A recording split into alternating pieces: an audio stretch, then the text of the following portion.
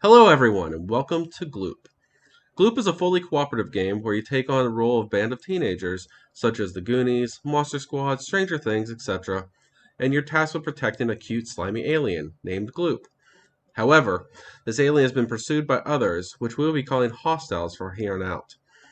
You need to protect the creature until it figures out a way to get home and away from the hostiles. Each player is going to have different abilities to make them stand out in the role they possess. For instance, let's look at Drake Gold. Now, looking at Drake Gold's player mat, he has a couple different abilities that other players don't have.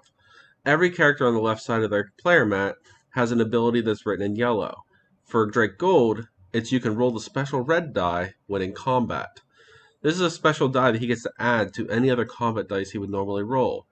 It makes him the combat character, or one of the two combat characters that the game has. Also, you'll notice any abilities have a star next to them is an ability special for that character, or it's an ability that the character has that's a little different from other characters. For instance, Drake Gold under actions, his very last action says that he can spend a hostile token to re-roll his special die. Now let's look at the turn sequence. This game has three different phases. We have the upkeep phase, the event phase, and the player phase. Most of the game is going to happen in the player phase, but we have to know how to work the other phases first. The upkeep phase. First step is move Gloop according to the arrows on your player board from left to right. Let's look at this. Drake Gold's about to take his turn. We look at the way his player board is oriented to the game board. First, from left to right, Gloop is going to move. So in this case, right here is our Gloop. He's going to go left to right, so it's coming this way, up, so he's going to go this direction,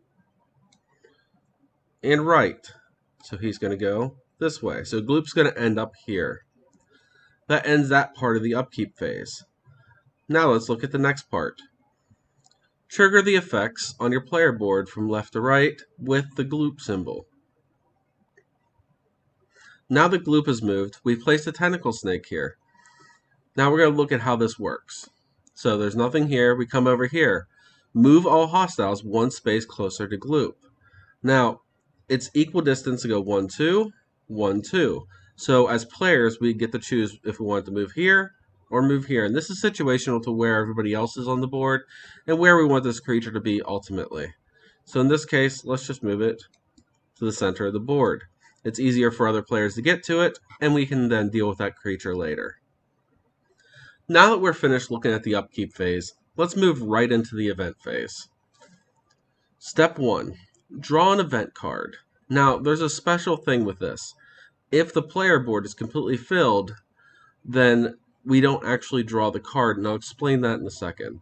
But for now, let's go ahead and look at the event phase as it stands. So first off, draw the event card. Look, we drew Curiosity. Now that we've drawn our card, we need to move all hostiles on the board according to the arrow on the newly drawn card.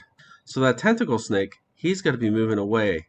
However, in this case, the tentacle snake's ability, if we look at his card, is he can attack an adjacent space. Since he has a target to attack, he actually is not going to move. So normally he would move this way because of the arrow. Remember, it's the facing of the board to the rest of the board. However, since he can attack Gloop where he's standing, he doesn't move. Now what do we do with the card? Now we have to trigger the effect on the card, if there is one. Now, Curiosity doesn't have an actual effect. The thing is, to get rid of this card, we have to do a certain thing. In this case, you box off the entire board, and Gloop needs to get to where it's red. So in this case here, it wouldn't be this space or this space. He wants to go to this plain area up here, so we'd have to go build grass there. And I'll explain building later. But Gloop needs to get to this space here in order for this card to be discarded. Now, when placing the card to the player board, we cannot move any of the other cards. Once a card goes onto the player board, it's stuck there until you're able to discard it. Let's go ahead and place it on the board now. So by placing the card onto the board here, this locks in the way Gloop's going to move at the beginning of every one of Drake Gold's turns. So currently, Gloop is going to be going this way. So he'll be moving this way, down, and back over. So remember, Gloop moves from the arrows left to right on the player board. It's the way the player is facing to the actual game board. Let's look at what happens next. Alright, we're almost done with the event phase. Alright, now the last step of the event phase. Monsters attack a Glip or Gloop, if they can. The rest of this text, don't worry about it. Remember, this is a prototype version of the game. I haven't changed the verbiage of the cards at all. But there is only one attack a turn. It's not each space. There's one attack period. So the black die is only rolled once. Let's go ahead and look and see what's happening here. Now in this case, the tentacle snake would attack Gloop, because remember, it can attack an adjacent space because of the creature it is. Other creatures can only attack on their own space. So you would roll the black die, and we'll go over what the different results are, but I want to show you a different scenario here. So I placed the Glip up here.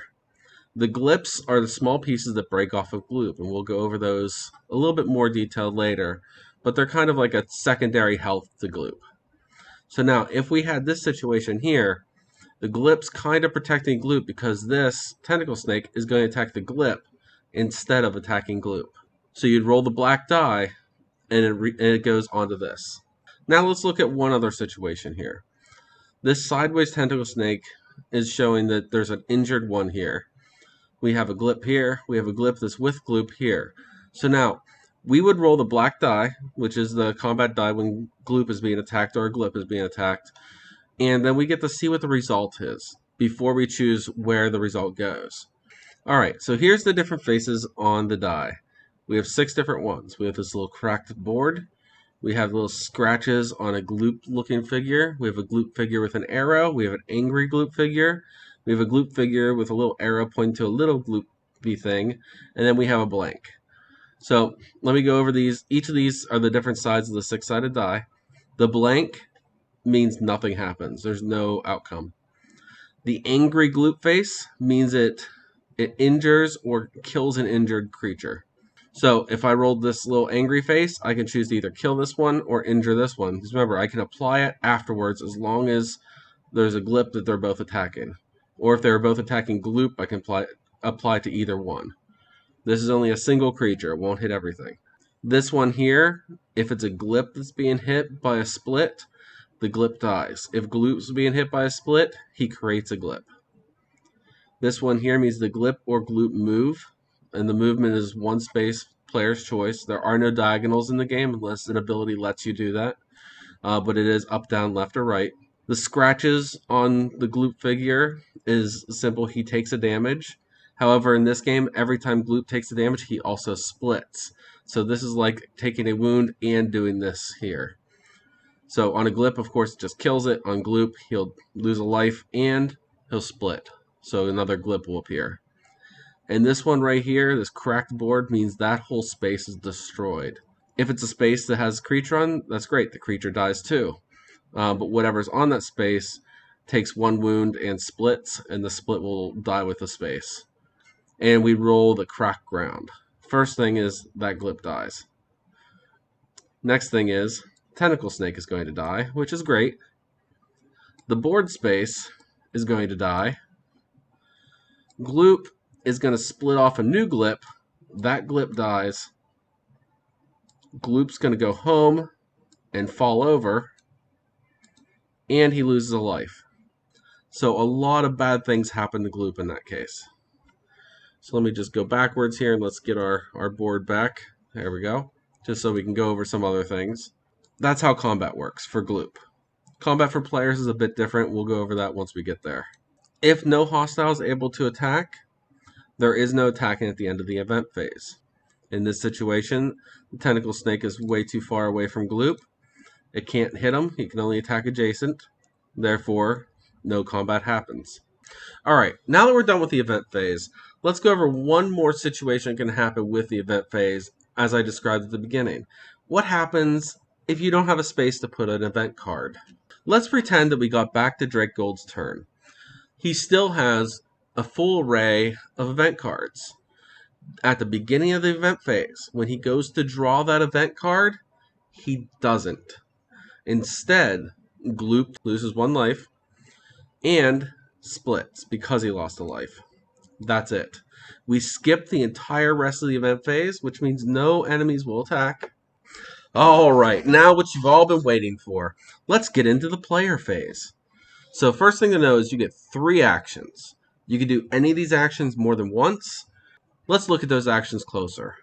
All right, the first action is kind of a letdown. If you are laying down, you got knocked down from something, either you failed a combat, or earthquake hit and knocked you over, or some other reason you fell down. If that's the case, your next action must be to stand up. So you basically lose an action and you have to stand up. All the other actions we have are a lot more fun. They're the things we actually want to do. The first one is we can activate any board space that has an exclamation point with a green circle around it. And that's just a symbol for an action. A lot of board spaces are just passive and they do stuff all the time, but there are some you have to use an action to activate. Let's go ahead and look at some of those. The first one we have here is the Green Cab Company. Just we use an action and we can go to anywhere else on the board. So if you're on this space, you can use an action to travel anywhere. Then we have the library. As an action, we get a reroll token. We get to start with one of those, but this is going to give us another one that we can use later on. A reroll token allows you to reroll a single die. We have the Toxic Dump. If we use an action on this space, it gives us one red or brown token to use against either a Strider or a Fungoid out of the base game. Or we have the Water Tower. We can use an action here to gain either a blue token or a green token. Blue is against the Morbid in the base game, green is against the Tentacle Snake. And as I said, there are passive abilities we can get from these board tiles as well. So for instance, anytime you see the yellow text with a little gloop symbol, that means this is something that happens all around the entire board. So if we have the park in play, every turn, one player can move a hostile one space in the direction of their choosing. So now that we've looked at that, let's go ahead and look at the next action, fighting a hostile that's on your space. So in order to fight a hostile, you're going to use 3 white dice. Each of the dice has one of the symbols of the creature on, and it has a wild symbol that looks like Gloop. So let's go ahead and look closer at those dice. So now here's the 6 symbols you're going to see on the battle dice. So these are our white combat dice. The little paw print is the animal type. In the base game, that's the fuzzy. The shield with the little pig face on it is the Morbid from the base game. That's our defensive type creature. The red is our bug type, which is the Strider in the base game. The green tentacle is a tentacle snake, which is our eldritch type in the base game. The brown mushroom is our plant type, which is the fungoid in the base game. And the little gloop symbol is a wild. It can count for any of the other symbols. When attacking an enemy, you first have to be on the space with the enemy. Then you'd roll the 3 combat dice. Now remember, Drake Gold's special ability, he gets that red special die to roll with it, so he gets to roll 4 dice instead of the normal 3. You would roll your dice, and you're looking for either a wild or the symbol matching the creature you're attacking. For each hit, the first hit will injure a creature. A creature that's injured will lay down until they regenerate or heal some other way. They can still move around when they're laying down. That doesn't mean that they're knocked down. Enemies never get knocked down. So the hostiles are always standing. We just lay them on their side to show they're injured. If you get a second symbol, you can kill it. Killing it removes it off the board. And if all the creatures of that type are gone, then you get to discard all cards matching that creature. However, if you kill one and you still have a second one, the cards do not get removed. But you have to look at your other cards. Stalking says if you injure a creature, it discards. Killing a creature is injuring it as well. So injuring is either knocking it down or knocking it off the board.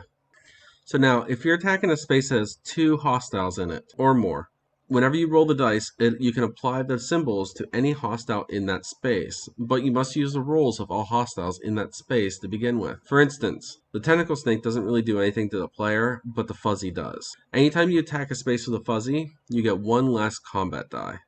So in this case, red can roll their 2 normal white dice, because they lose 1 white die from the fuzzy, and they get their red die. So they'd roll 3 dice, 2 white and a red, and they can apply any of the symbols to either creature. Let's talk about failing. So if red goes to attack this tentacle snake, let's pretend they roll 2 Morbid symbols, a fuzzy symbol, and they roll nothing on their red die. In this case, they didn't hurt this at all. They had 2 blues and a black. So two Morbids and a fuzzy. First thing is, their token falls over. So this is one of the ways you get knocked down, that you're going to have to stand up. Since you rolled 2 Morbids and a fuzzy, you get to get a token of either Morbid or fuzzy. Anything that you rolled, you can get 1 token out of that pull. This is only on a failed attack. That token can be used later to help you against something else. Or in this case, red can use that token to reroll their red special die on a future attack. Now that we've talked about combat, let's talk about moving ourselves and moving Gloop. So again, you can move up, down, left, or right as long as there's a space there. You cannot move diagonals. So as an action, you can move yourself, or as an action, you can move Gloop. Now don't forget, Gloop will be moving at the start of every player turn according to the arrows on the player's mats. So be careful to look at the next player in turn when you go to move Gloop, because he might just end up moving back to where you moved him from. So it's not going to help you very much. Our next action is exploring. So remember, we're teenage kids. We're going around looking for things. So when we're exploring, we're trying to find new areas that we can get to. So this is the way that we build out our map. So whenever we explore, we're allowed to place a grass in an adjacent empty space to us. So let's go ahead and look at the board. All right, so in this case, red's on the edge here. They can place grass in the adjacent space right beside them. So now looking at this, red's on the edge. He can place grass in the space right beside him, right here, as an action. He can't place it up here because he's not in that space. Now, if red were to be here, as an action, they could place grass here or here.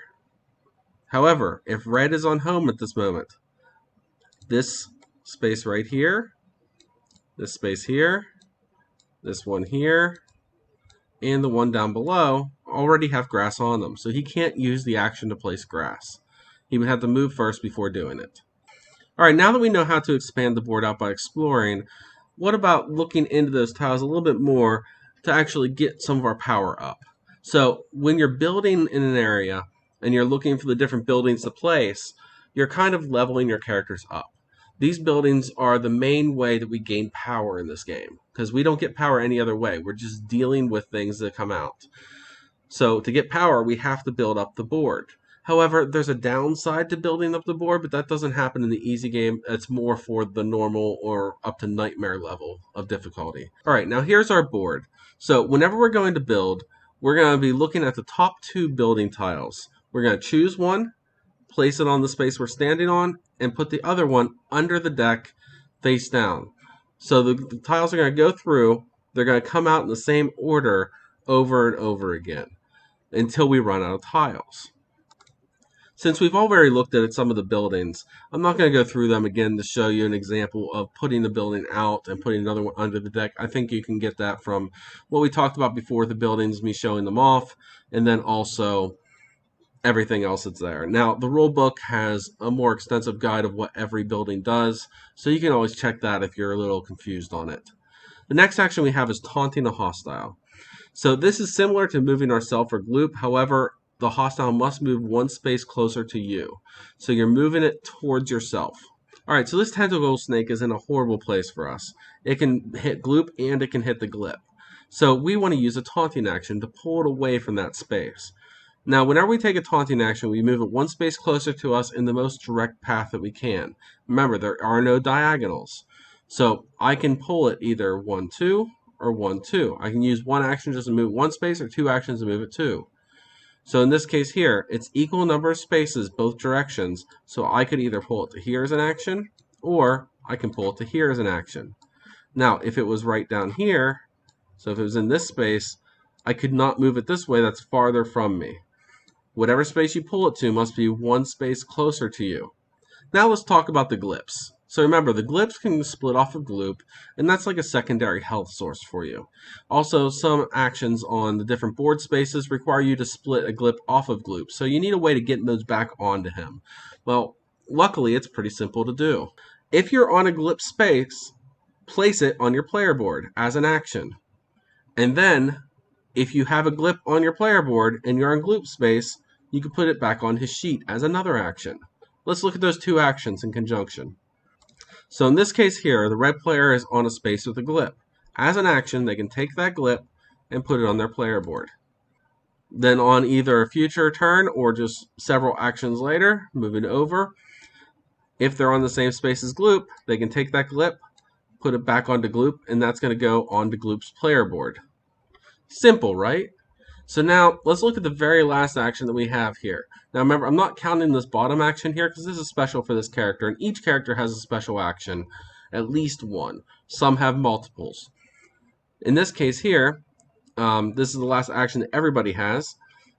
If Gloop is knocked down, and the only way currently that Gloop can get knocked down is Earthquake. That may change before the game releases. There also could be other hostiles that we add to the game that will increase that as well.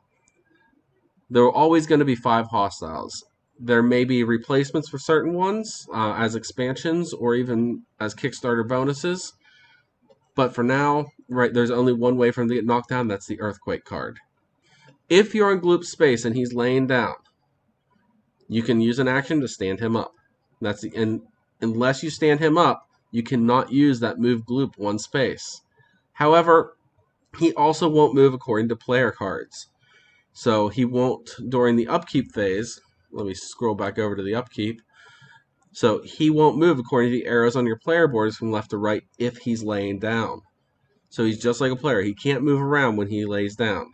He's kind of stuck there, which is good and bad. It's really good if you have him in a safe spot. It's really bad if a surprise attack comes up and a creature spawns on top of him and you're nowhere near him to move him. Let's talk about special rules. One special rule we have is in hostile movement. Let's look at the board real quick. Let's pretend this is the situation we have right now. We have 2 hostiles in the corner and we have 1 hostile up here. And then we draw the stalking card. First, monsters move according to the arrow. Now, we got 3 hostiles on 1 space. Now, the special rule is if 3 hostiles ever go in 1 space, we take them all off of that space, and we respawn them on the board according to the normal spawn rules, which is they must go on a space that has the least number of tokens. And we can place them back in any order that we want. I can place the fuzzy first if I wanted. Let's say I wanted the fuzzy over here, and I want to throw these guys in the corners so they can't get the Gloop as easy. I can do that. They all spawn in separate spots. Now, let's go back and look at that same situation with one little change. Let's say we have this guy injured here, and the fuzzy's also injured. Now he moves on to here. When you go to respawn them, they heal back up completely. So this is one way the hostiles will regain health and they regenerate. And I can place them back out wherever I want. If for some reason something like spawned in like this, and we had nowhere to put it, well, actually, he could go there. So let's say we had something like this and another enemy is going to spawn in. Well, there's 2 on each one, so no matter where we put it, it's going to burst. In that case, it just stays there. It won't actually duplicate. And this is a weird special thing. It can happen. I've never seen it happen. But if this happens here and the third enemy comes here, but everything else already has 2 enemies on it, or hostiles, then it'll stick with 3. It's not going to change. And then let's talk about winning and losing. All right, so winning and losing. How do we win? How do we lose? Well, let's talk about losing first. Losing's easy, unfortunately. It's a cooperative game. That's what happens. First off, to lose. If this home space gets destroyed, we lose. Don't let Gloop get attacked. Don't let Glips get attacked on this home space. That'll just straight up lose us the game. All right, let's just take a look at Gloop's sheet here. So notice the Gloop has 3 lives, and he has 4 Glips. The next way we lose is if all 3 of these lives come off. So if that third life comes off, we lose the game. All right, now let's look at the next way we can lose, with the Glips. So remember, these Glips can go on and off him, so as they split off, we can put them back on. Even the last one can come off him without a problem. It's if we ever need to split and there are no Glips left. So if you need to pull one off and there are none, that's when you lose. And there's one last way that we lose, and that's if we ever have to draw a board tile but can't. And that really only happens in the normal difficulty or higher. Let's talk about winning. So, to win the game, it's simple. We just have to survive through the event deck. There's always going to be 34 cards in the event deck. And once that last card is drawn and we finish that entire turn, we win the game. At that point, Gloop has figured out a way to get home, and he flees away from the hostiles.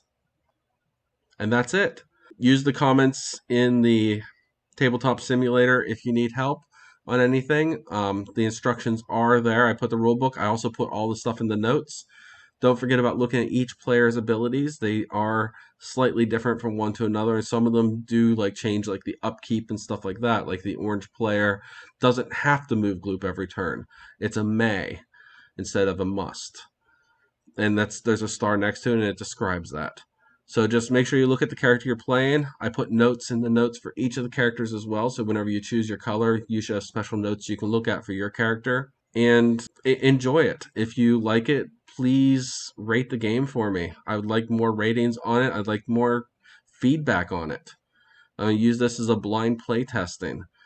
This game is going to be going to Kickstarter soon. I'm hoping within the next 2 years. I do have another game on the back burner that I'm dealing with art right now. Once the art of that game is done, I'm going to look into redoing the art of this game, and I need to look for some people to model characters for me. I've already 3D modeled the enemies, all the different hostiles. However, I haven't gone into. I want to make those a little better. I want to fix those up. I want to hire somebody actually to do them for me instead of me doing them myself. The ones I have are a little janky, and I'll post pictures of them. Maybe even get them into Tabletop Simulator at some point. I just need to find those files wherever I put them. Right now, I just have the 3D print files with the STLs, and they need OBJs for Tabletop Simulator. Thank you for watching this, and I hope this helps everybody to play the game and really enjoy it.